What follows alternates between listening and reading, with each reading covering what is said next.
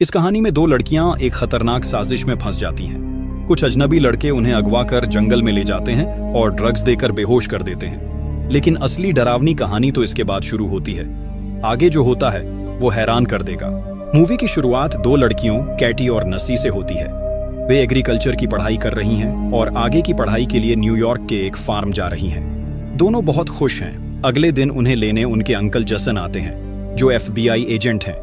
Jason उन्हें अपने घर ले जाते हैं, जहां उनकी गर्लफ्रेंड दोनों से मिलकर खुश होती है। न्यूयॉर्क पहुंचने पर कैटी अपना नाम हैदर और नसी अपना नाम रिप्ले रख लेती है। अगले दिन जसन उन्हें बस स्टॉप छोड़ने जाता है।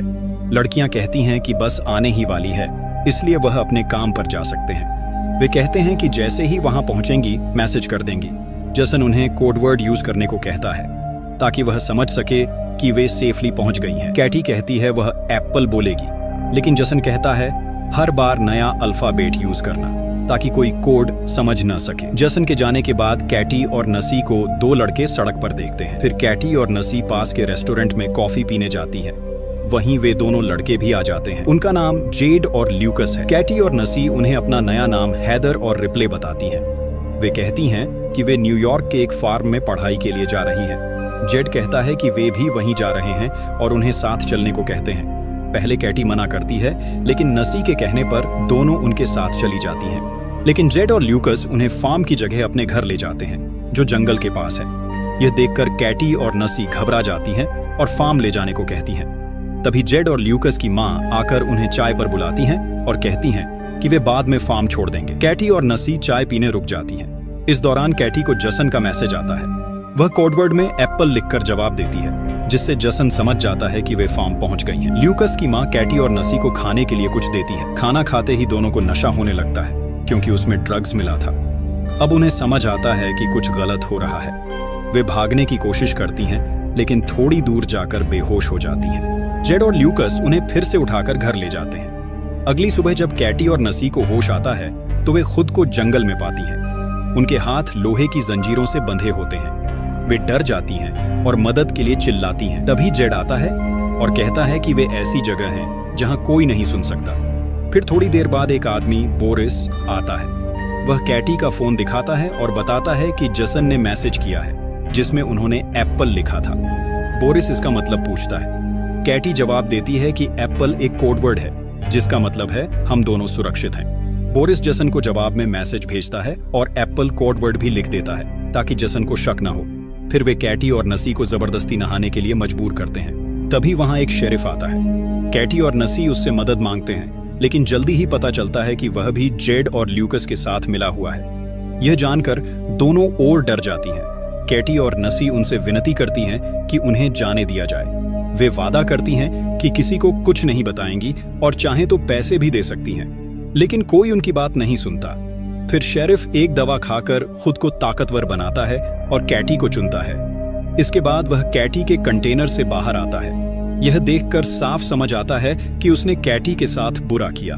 दूसरी तरफ जसन बहुत परेशान होता है, क्योंकि कैटी ने फिर से एप्पल कोडवर्ड भेजा था, जो पहले से तय नियम के खिलाफ था। इससे उसे शक होता है कि कुछ गड़बड़ है। उधर नसी के कंटेनर में एक शराबी और पागल आदमी को भेजा जाता है। वह अंदर जाकर नसी को बहुत टॉर्चर करता है और फिर उसके साथ जबरदस्ती करता है।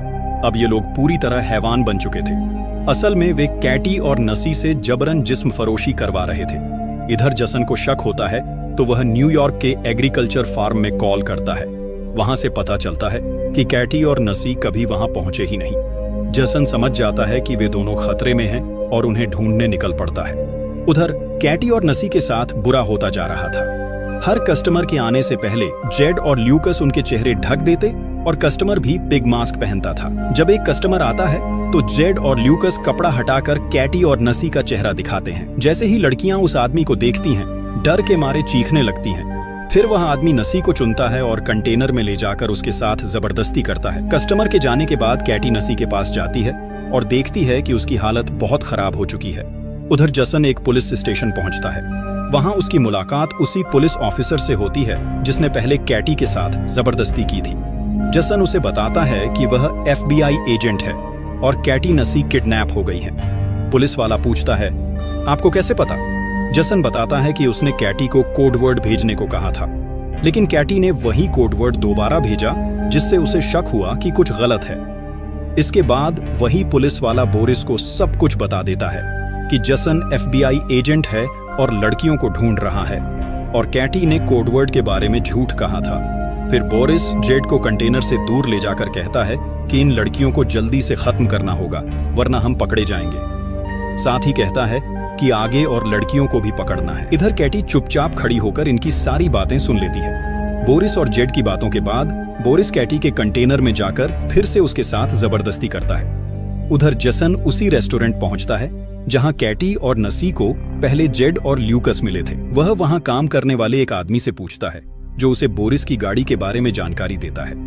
इधर कैटी नसी को बताती है कि अब ये लोग उन्हें मारने वाले हैं। तभी जेड, बोरिस और वह नशेड़ी आदमी जिसने पहले कैटी के साथ जबरदस्ती की थी वहां आते हैं। वे नशेड़ी से कहते हैं कि वे थोड़ी देर में लौटेंगे, तब तक वह लड़कियों पर नजर रखे। जैसे ही वे जाते हैं, कैटी उस आदमी को अपनी तरफ आकर्षित करने लगती है। जब वह करीब आता है तो कैटी अचानक उसके गले पर काट लेती है। खून बहने से उसकी वहीं मौत हो जाती है। इसके बाद कैटी और नसी अपनी हथकड़ियां खोलती हैं और छिप जाती हैं। जब पुलिस वाला वहां पहुंचता है तो वे चुपके से उसकी गाड़ी चुराकर भाग जाती हैं। फिर दोनों एक मॉल जाती हैं और वहां से कई अजीब औजार और सामान खरीदती हैं। कैटी और नसी मॉल से हथौड़ी, कुल्हाड़ी और कीलों वाला बैट खरीदती है। फिर वे कैशियर से बोरिस का पता पूछती हैं और वह उन्हें पता दे देता है। उधर जसन भी बोरिस की कार इंश्योरेंस कंपनी पहुंचता है और वहां से उसे बोरिस का एड्रेस मिल जाता है।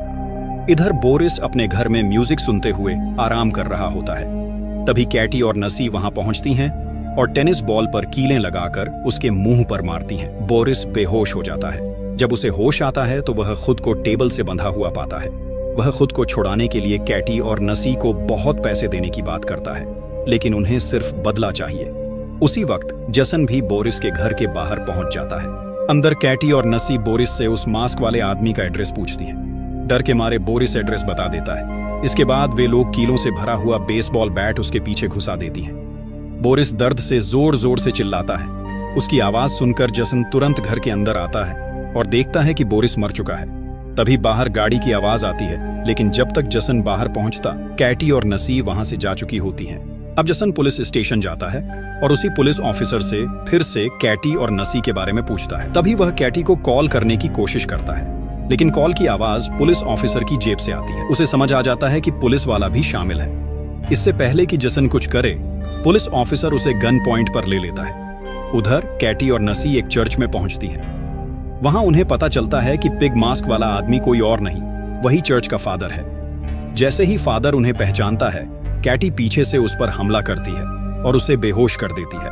फिर दोनों उसे गाड़ी के पीछे बांधकर घसीटते हुए टाउन की ओर ले जाती हैं। आखिर में वे एक दुकान से माचिस और पेट्रोल खरीदती हैं और उसे जला देती हैं। पुलिस वाला जसन को एक चेयर से बांध देता है। थोड़ी देर बाद वह 2 नई लड़कियों को किडनैप करके वहां लाता है और उनके साथ जबरदस्ती करने ही वाला होता है। तभी कैटी और नसी चुपके से वहां पहुंचती हैं और डंडे से उस पर हमला करके उसे बेहोश कर देती हैं। जब पुलिस वाले को होश आता है तो वह खुद को चेयर से बंधा हुआ पाता है। वह माफी मांगता है। फिर कैटी गन में एक ही बुलेट डालती है और बारी बारी से फायर करके उसे डराती है।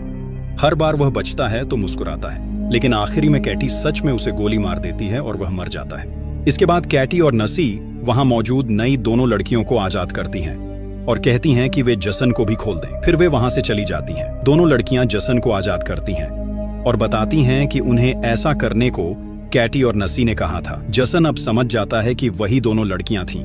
उधर जेड और ल्यूकस की मां शराब पी रही होती है। तभी उसे नशा होने लगता है और वह बेहोश होकर गिर जाती है। होश आने पर वह खुद को बेसमेंट में बंधा हुआ पाती है। सामने उसका बेटा जेड भी बंधा होता है। कैटी और नसी उसके सामने जेड को डंडे से पीट पीट कर मार देती है। ये देख उसकी मां जोर जोर से रोने लगती है। फिर कैटी और नसी ल्यूकस की मां को उसके पास लेकर जाती है। वे ल्यूकस को गन पॉइंट पर डंडा पकड़ाकर कहते हैं, अपनी मां को मारो वरना हम तुम्हें गोली मार देंगे। लेकिन ल्यूकस ऐसा नहीं कर पाता। तब नसी उसे गोली मार देती है। इसके बाद वे गन को साफ करके ल्यूकस के हाथ में रख देती हैं ताकि लगे कि मां बेटे की आपस में लड़ाई हुई थी। फिर ल्यूकस की मां कैटी और नसी से कहती है, मुझे मत मारो, मैं तुम्हें बहुत पैसे दूंगी।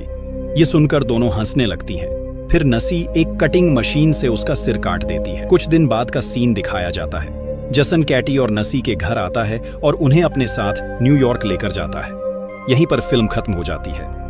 वीडियो आपको पसंद आया है तो वीडियो को लाइक कीजिए। चैनल अभी तक सब्सक्राइब नहीं किया है तो चैनल को सब्सक्राइब कर लीजिए। साथ ही बेल आइकन को प्रेस कर लीजिए ताकि आने वाले सभी वीडियो का नोटिफिकेशन आपको मिलता रहे। अभी तक के लिए bye bye and take care. मिलते हैं अगली वीडियो में।